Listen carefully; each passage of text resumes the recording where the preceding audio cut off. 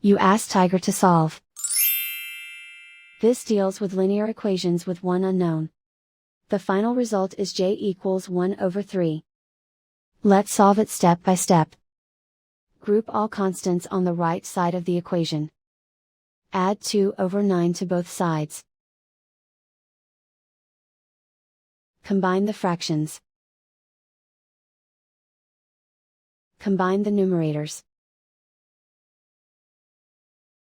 Reduce the zero numerator. Simplify the arithmetic.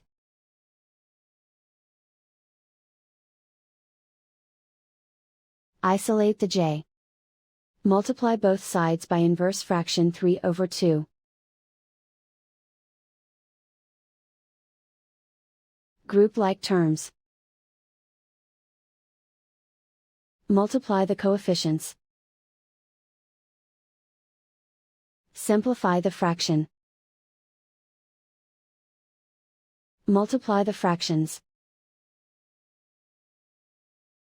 Find the greatest common factor of the numerator and denominator.